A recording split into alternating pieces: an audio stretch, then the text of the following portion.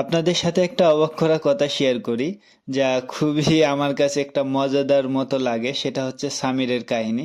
সামির কিন্তু মূলত হয়েছে নওগাঁ শহরে, কিন্তু সে যখন গ্রামের বাড়িতে যায়, গ্রামের বাড়িতে গেলে দাদু নানুর বাসাতে যখন যায়, নিয়ে যাওয়া হয়, নিয়ে গেলে সে খুব মনমরা হয়ে থাকে, কারো কাছে যায় না, কেমন যেন একটু আনমনা হয়ে থাকে, ভালো লাগে না তার। বিশেষ করে লাইটিংটাও সেরকম মনে হয় ভালো লাগে না, যেমনটা শহরে দেখা দেখা যায়।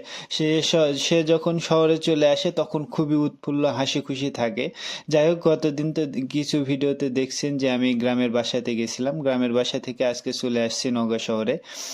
আর নওগাঁ শহরে চলে আসলাম। মা বাবার মতোই হয়, বিশেষ করে মা তো মায়ের মতো কারো হবে না। যার মা নেই তার মনে করেন যে একটা পৃথিবী নেই। মা তো মাই হয়ে থাকে। আমি বাড়িতে গেছিলাম একটা ব্যাগ নিয়ে, দুইটা ব্যাগ নিয়ে, এবং কিছু সামান্য কিছু ব্যাগে কিছু ছিল, কিন্তু আসার সময় দুই ব্যাগ ফুল হয়ে গেছে। বাবা বাইকে হচ্ছে ব্যাগ দুইটা বান্ধা দিছিল, এত পরিমাণে ব্যাগ ভারী হয়ে গেছিল। কারণ মা দিতেই থাকে যে এটা নে এটা নে ওটা নে, মানে দেওয়ার কোনো শেষ থাকে না। আমরা যতই মানা করি যে না এত কিছু নিব না, তারপরেও দিতে থাকে। আর এদিকে স্বামীর বাবা খুব হাসি খুশি আছে আজকে। এই যে ফ্রিজে জিনিসগুলা ফ্রিজে ঢুকাচ্ছি, এগুলা ফ্রিজ থেকে গ্রামের বাড়ি থেকে ফ্রিজ থেকে নিয়ে আসছিলাম, নিয়ে এসে আবার ফ্রিজে ঢুকাই দিলাম। এখানে বিশেষ করে মাছ আছে, মাছ ছাড়া অন্য কিছু নেই। যাই হোক, অন্য কিছু আছে যেগুলা ফ্রিজে রাখার মতো না। এখন চলে আসলাম, আসার পরে এখন আবার একটু শহরের ভিতরে যাব, বালুডাঙ্গা বাস স্ট্যান্ড, যাই একটু কাজ ছিল, সেই কাজ সেরে এখন আবার একটু টং দোকান দেখলাম। টং দোকান দেখেই মনে হলো যে একটু ভাপা পিঠা খাই। স্বামীর আবার খুবই আনন্দ, একটু বাইরে ঘোরাফেরা খুব পছন্দ করে, কারণ সে বাইরে আসলে খুব আনন্দ আনন্দ থাকে।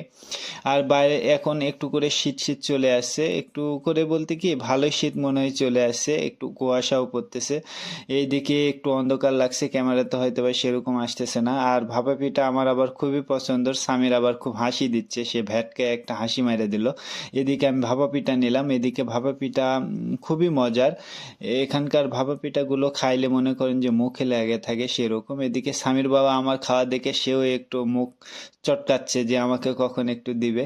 এই জন্য আমি স্বামীরকে একটু দিচ্ছি। স্বামীর খায়া মনে করেন যে দেখেন কিরকম একটু খুশি খুশি ভাব, হ্যাঁ সে খাওয়া দাওয়া করতেছে। স্বামীর মানে স্বামীরের খাওয়া দাওয়া দেখলে খুবই ভালো লাগে। সে যে কোনো কিছু বাবা মার খাবার দেখলে সে হা করে থাকে, এই যে কখন তাকে দিব।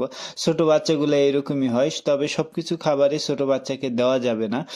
কিছু খাবার অ্যাভয়েড করতে হবে যতক্ষণ না সে আরো একটু বড় হয়, সব খাবারগুলো যখন চিবে খাইতে পারে। তারপরে খাওয়া দাওয়া শেষে চলে আসলাম মুদিখানার দোকানে এসে যে একটু নুডলস নিতে হবে। আমার ওয়াইফ একটু চাচ্ছিল একটু নুডলস নেওয়ার জন্য। যাই হোক, ভিডিওটি কেমন লাগলো অবশ্যই আপনারা কমেন্টসে জানাবেন। ধন্যবাদ, সালাম আলাইকুম।